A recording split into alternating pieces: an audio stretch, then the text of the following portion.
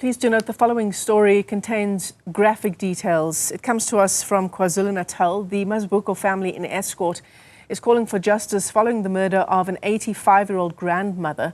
Lenziwe Mthembu's body was discovered in her home, half naked, on Monday. She was allegedly raped and strangled to death, and a 19-year-old neighbour has been arrested. Newzroom Afrika's Phila Mthembu is at the family home, and he joins us now live. Phila, tell us more about how this unfolded, how the suspect was taken into custody.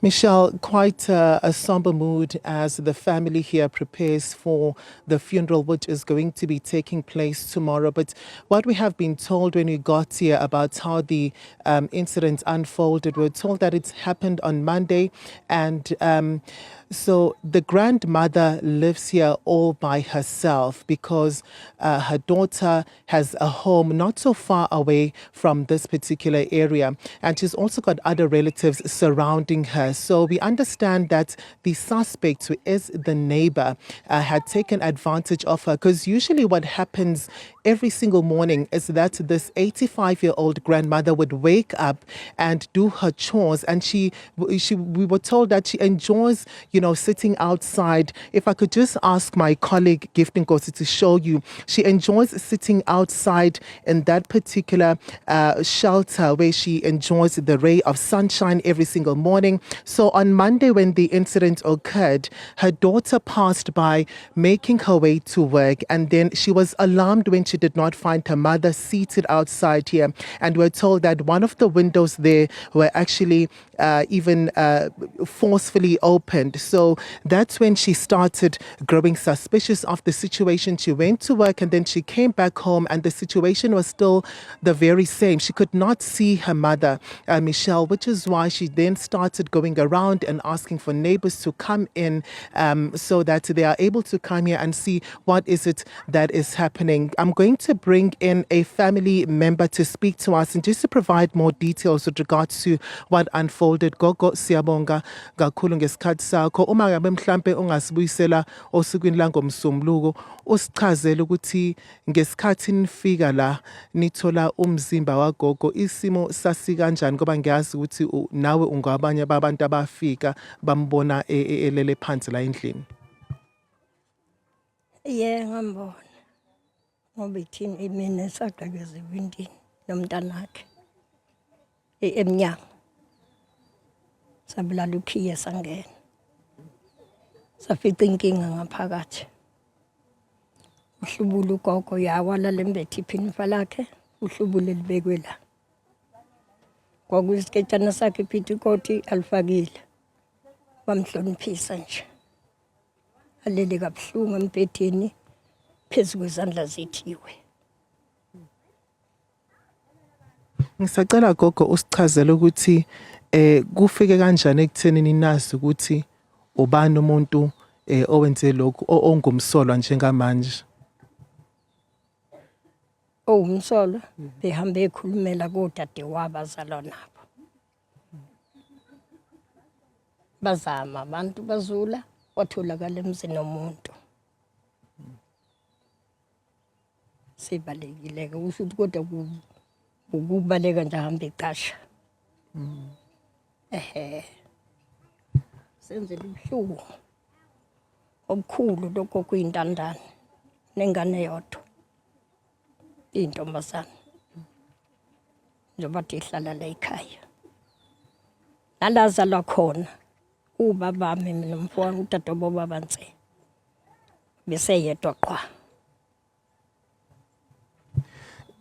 Gogo, njengoba usitshela ukuthi ubehamba ezikhulumela, uke wafika la ehamba namaphoyisa futhi ezokhomba ukuthi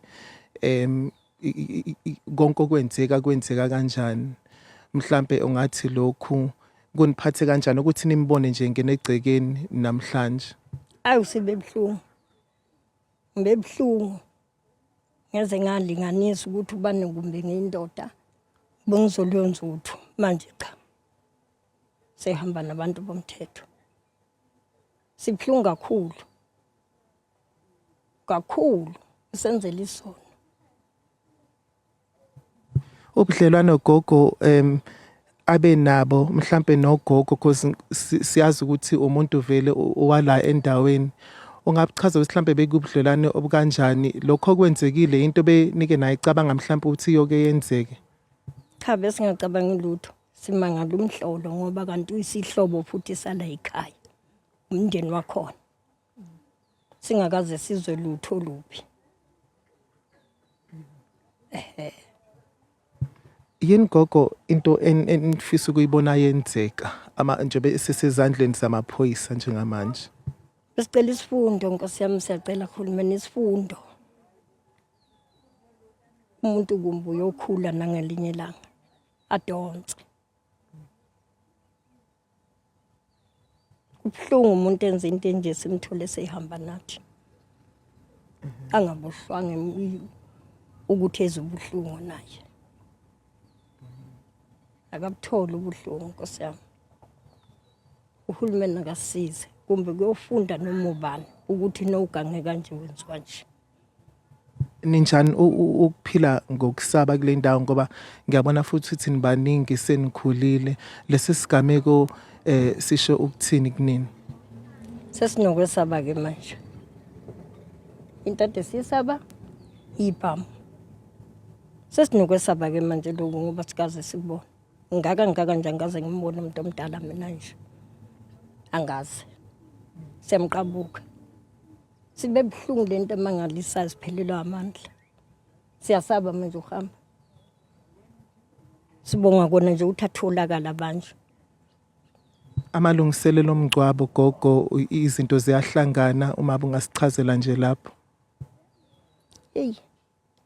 Angazi ukuthi into mzane zahlanganisa yenze njani ngoba iyodwa.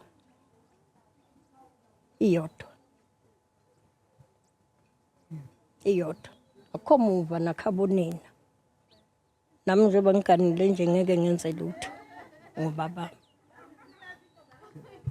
Siyabonga kakhulu gogo ngesikhathi sakho.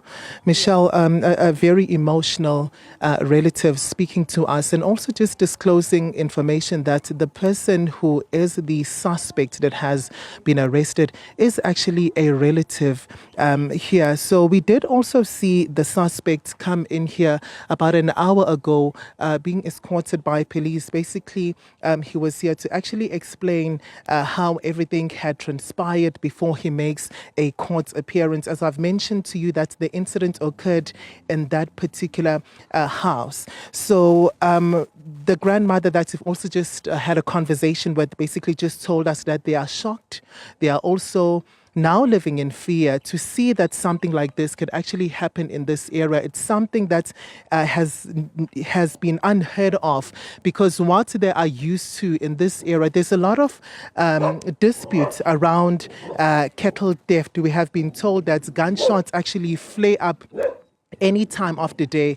It actually becomes the order of the day over here, Michelle. So whilst they are still worried about that particular crime and having people being gunned down here on even a weekly basis, now they have to worry about their safety. They feel powerless as the elderly. An 85-year-old woman, a grandmother, is going to be laid to rest today. The family still doesn't have a plan with regards to how, to put together the funeral service, to give her a dignified send-off. They also did say to us that she was a loving and a caring human being, and they don't understand why such a thing happened to her. Devastating story, Phila Mthembu, and of course, ripples through the community there with people feeling incredibly unsafe. Phila Mthembu, thanks very much indeed for that update. And we continue to track that story for you, particularly with the appearance of that 19-year-old suspect.